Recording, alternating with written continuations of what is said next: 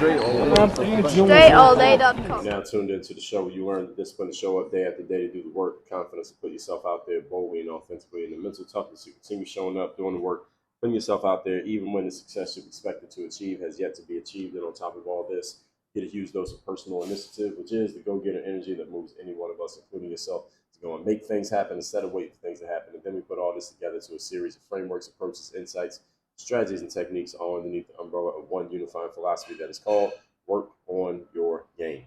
My name is Dre Baldwin, also known as Dre All Day, and welcome to the show. And today's topic is the art conversation.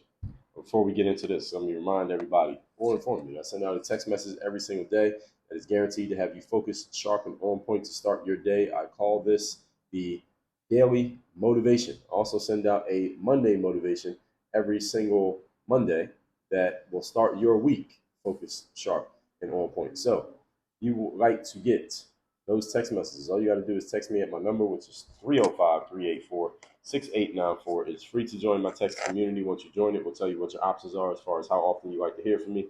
Just text me at my number. That number is down below in the description. Secondly, Work on Your Game University. That is the only place that I do any coaching. Any of you want to be coached by me directly, people often ask me, the way to be coached by me is to be a member of the university. There is no other way to work with me directly besides being a member of Work on Your Game University. So go to workonyourgameuniversity.com. Link is down below in the description. So let's get into the topic today, which is, again, the art of conversation. And first of all, let's talk about why this topic even matters. Now, knowing that we are in an interconnected world where you can reach pretty much anybody through, used to be 6 degrees of separation. These days, we're probably looking at somewhere between 2 and 4 degrees of separation. Usually it's not even 4. 4 degrees has to be somebody who's trying very hard to make themselves hard to reach. But most people, it's somewhere between 2 and 3 degrees of separation to reach damn near any human being. Anybody who's alive, you can pretty much find them. So since we're in this interconnected world where anybody can reach damn near anybody, understand these connections come from relationships.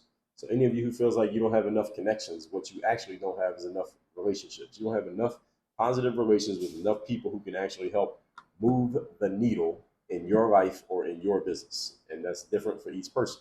So a basketball coach might be a great needle mover for me back when I was playing basketball, but might not be much of a needle mover for me today because I'm not in that space. And maybe for you, it could be the exact opposite.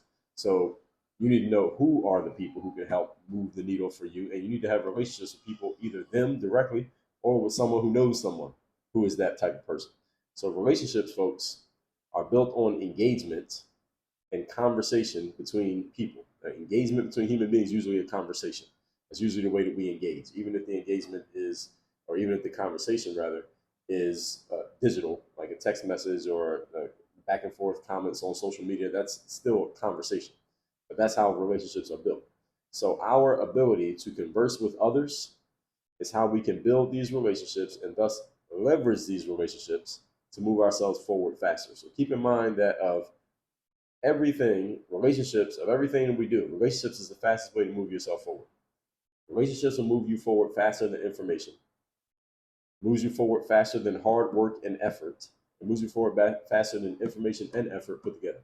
The right relationship, knowing the right person.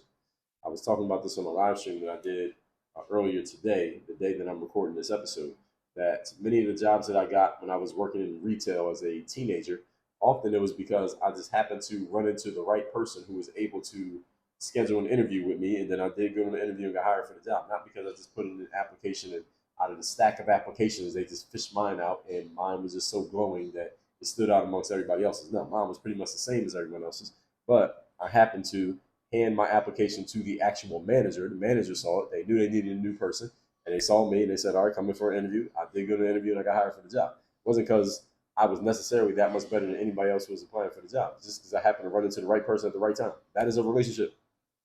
Everybody hear what I just said? I happened to run into the right person at the right time. That is a relationship. I worked at a hat store I worked at this hat store in Plymouth Meeting Mall when I was it was my freshman year of college. So I was 18, 19 years of age. At the time, I was working at McDonald's in the same mall, and I didn't want to work at McDonald's anymore. I saw the hat store, and there was a woman working in there. Any of you know this hat store was called Hat World, at least it was at the time. Hat World was a little small store. It was like the size of a bedroom. And The woman working in there was about my mom's age, and I would come in and say, "Hey, how you doing?" And I was respectful, and I think she took a liking to me because she had a son who was about my age. And I would always come in the store because I like hats. I wore hats all the time. And these days, I'm in suits all the time, so I don't wear hats as much as I used to. But I still got hats, so I always go in the hat store and look around the hats that they have for sale. She would be the only one working because it's a little tiny store.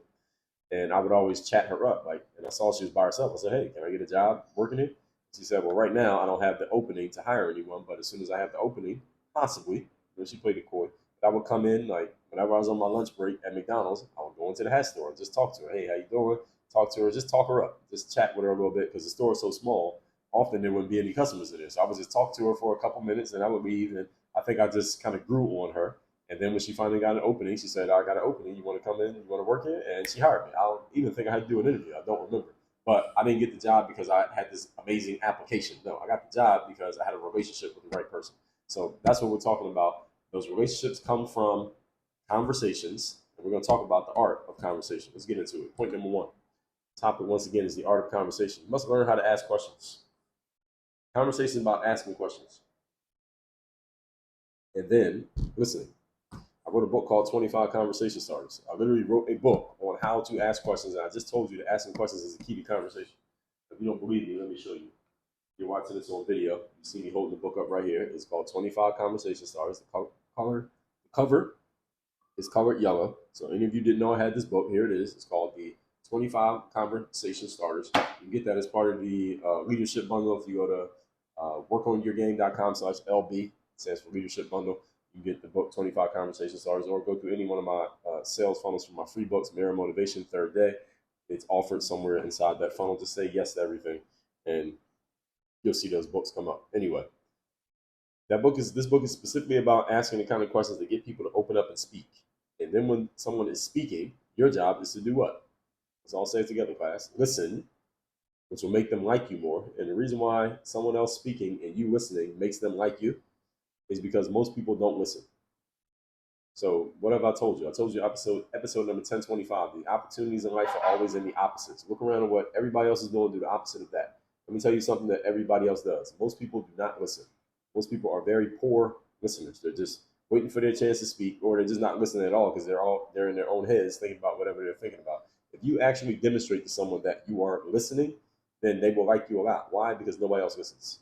All right, so you're basically using the law of contrast, standing out by doing something that most people don't do. It'll make them like you more because most people don't listen. One of my clients at Work on Your Game University, Nate, he told me that he got his first $100,000 gig simply by following some of the tools that he got from this book, 25 Conversation Starters, because he had to go into a conversation, a sales conversation. He aced the sales conversation not because of his eloquence in speaking, but because he asked the right questions. It made him $100,000 simply by following what was there in that book. All right, so if you want proof, there it is. Whole point, folks.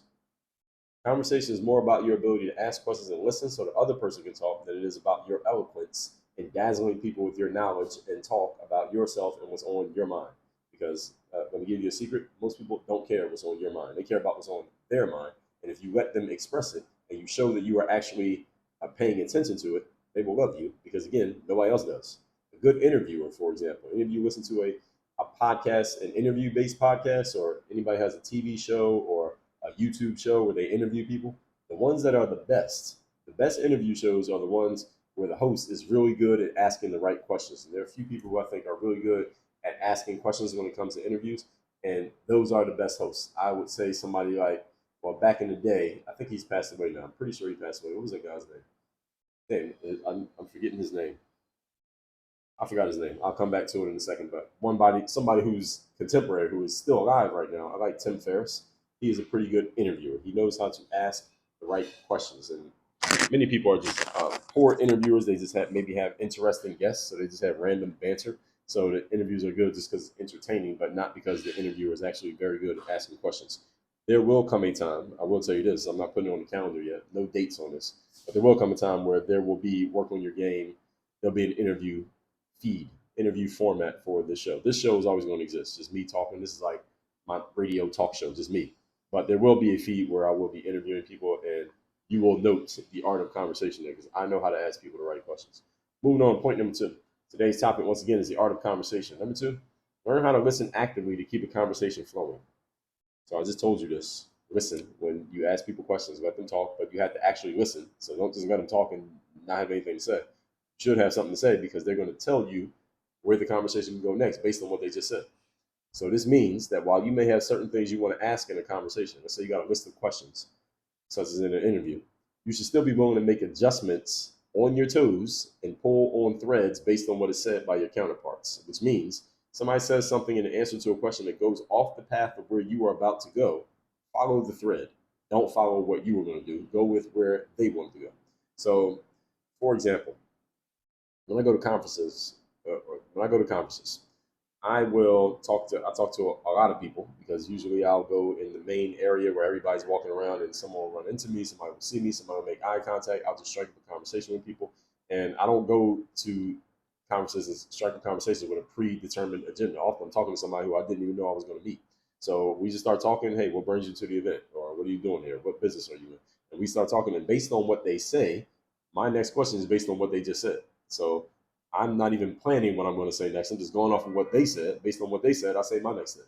And then based on what they say there, I keep it going. I can have a 3 hour conversation with somebody with no agenda, no pre-planned agenda, just based off of going off what they said. And it could last 3 hours if we had that kind of time, simply because most people have a lot to say because, again, nobody ever listens. So if you can just get good at listening and asking good questions, you can win friends and influence people. You don't have to tell them anything about you. You go through a whole conversation, they don't know anything about you, but you know a lot about them, and they're happy because they finally got to let that out, and somebody actually paid attention to them. Again, the law of contrast, folks, and this is the one contrast. If you pick up on this, you'll be very good at conversation.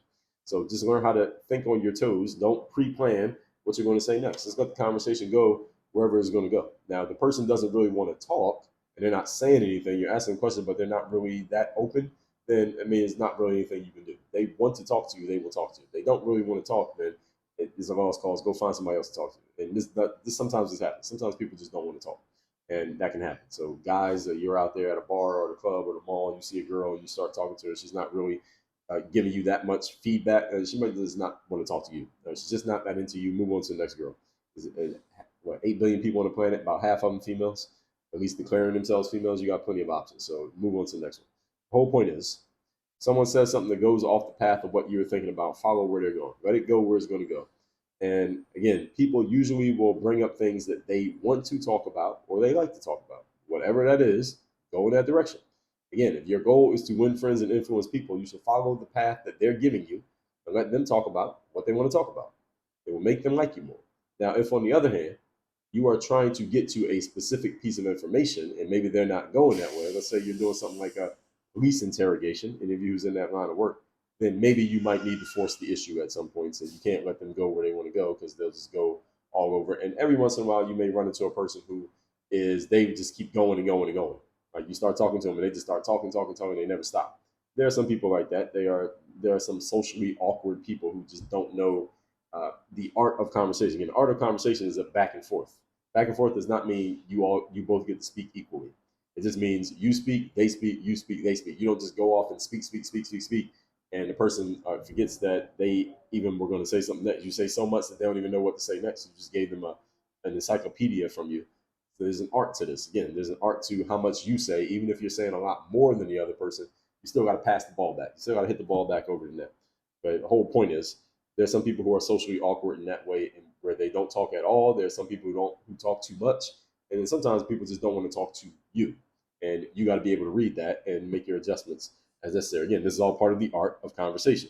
So most of the time, this is not the case that you're dealing in a excuse me, police interrogation. And most of the time, I would also say if you're in a social setting where people go and their goal is to meet people, usually those people are not socially awkward, the ones who will talk to you. Because if they're socially awkward, they probably won't make eye contact, they won't speak to you, they won't say hello, because they're socially awkward. But the people who will talk to you, usually they have some ability to converse. They may not be great at it, but they're good enough. All right, and they will follow your lead. If you know how to lead, they'll be great. Okay? So follow the threads and the tea leaves that people present to you because they are telling you where they want to go. Let them go where they want to go. Let them share what they want to share. All right, they'll like you for it, you'll like yourself for it, and you'll make a new friend. Moving on to point number 3. Today's topic, once again, is the art of conversation. The most artfully skilled people in conversation know how to participate in the conversation while allowing the other person to do most of the talking. This is the art of conversation. Let me say it again.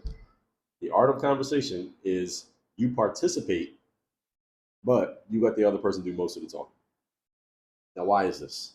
I just told you it's like a game of tennis, but it's not doesn't mean that you both get to speak in equal amount or that you need to speak in equal amount. Most of the time, you should not be doing most of the talking. When you're trying to win friends and influence people through conversation, you should not be doing most of the talking. But any of you who works in coaching or consulting or therapy, you shouldn't be doing most of the talking. Your client should be doing most of the talking. Your prospect, you're trying to sell somebody, they should be talking a lot more than you're talking in those conversations. And the most artfully skilled people understand this and they practice it. See, this art does not mean that the other person feels like they're being interrogated or being mined for information, but the conversation should go in such a way that the other person gets to share, have someone actively listen, which is a rare thing, while at the same time you can jump in and share some things of your own here and there. But again, they should be talking more than you're talking. All right, even give you a ratio in a second. So even though this class is about the art of conversation, not the science of conversation, because the science is about, all right, they say this many words, you say that many. If they say this, you say this. That's more scientific based. This is about the art, which means you have to feel it as it's happening. It's not something that you can just, it's not a color by numbers thing. At the same time, I will give you a ballpark figure. This is a ballpark figure. Do not marry yourself to this number. I would say the other person should do about 2/3 of the speaking. You do about 1/3 of the speaking.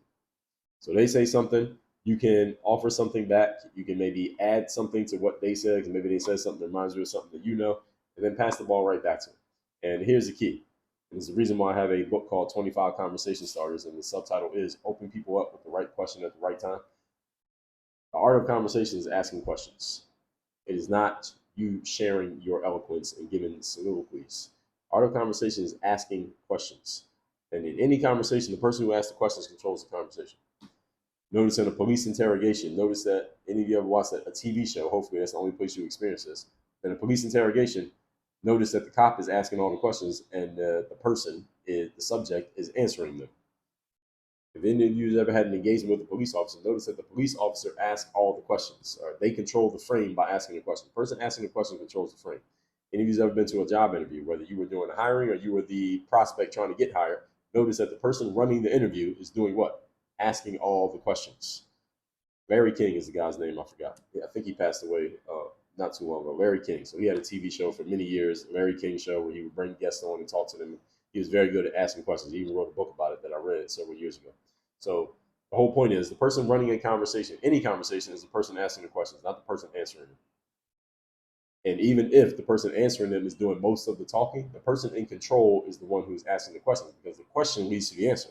So the only thing the person who's doing most of the talking can talk about is the answer to the question that they were asked. So the person controlling the conversation is the one who framed the question, not the one who gives the answer. Any of you ever been to court, or you watch one of those TV shows, Law and Order, and the lawyers are in court? Who controls it when the witness gets up on the stand? The witness isn't in control. The lawyer is in control. Why? Because the lawyer is asking the question. You can only answer the question that is asked, right? And this is why witnesses get coached before they go on the stand, because the cross-examination lawyer is going to try to make that witness look bad some way, shape, or form, right? So you got to be ready for those questions, because they're going to control you with the questions. And this is why the other lawyer will stand up and object. No, you can't say that. You can't ask that question. You're asking leading questions. You're misleading. So all of that is based on what? Control. Control of the frame is about the questions, not the answers. Okay? This can only happen when you're asking open questions to get people to talk. Excuse me.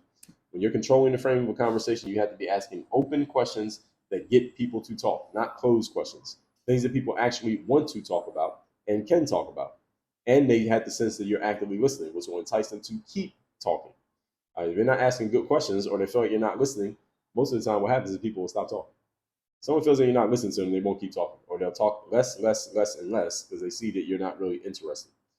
And sometimes you might not be interested. You maybe need to find somebody else to talk to. But the whole point is, this is the art of conversation. Let me recap today's points. Topic, once again, the art of conversation. Being that we're in an interconnected world, the connections come from relationships. Relationships are built on engagement. Engagement means conversation. Number one, know how to ask questions. Get my book, 25 Conversation Starters. Again, go to workonyourgame.com/books.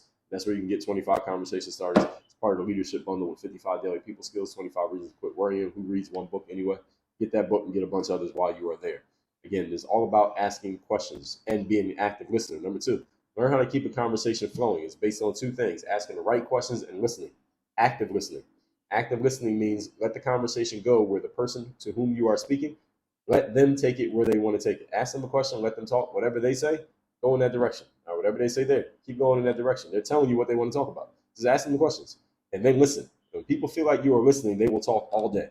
But if they feel like you're not listening, they will stop talking. Number three, most artfully skilled people in conversation know how to participate in the conversation while letting the other person do most of the talking. Not in a way they feel like they're being interrogated, but again, use the 2/3 ratio as a ballpark. Again, that's not a scientific thing, as a ballpark thing that you should be doing about a third of the speaking. The person you're talking to should be doing most of the speaking because you are asking open-ended questions and you are actively listening. If people feel like you're not listening or they feel like you're just interrogating them, just trying to get information out of them, then they're going to stop talking. So this is, again, an art. It is not a science. And the way you get better at this, folks, is by having conversations. You get better at this the more conversations you have. So get outside, get out of your house, get off your damn phone, and actually talk to live human beings in the flesh. This is how you get good at this. You not develop this skill by listening to me tell you this. You get good at it not even by reading a book. The books will help. They are means to an end, however. They are not going to give you the skill. You got to take what you learn in the book and you got to go implement and apply it. Everybody got me? Good.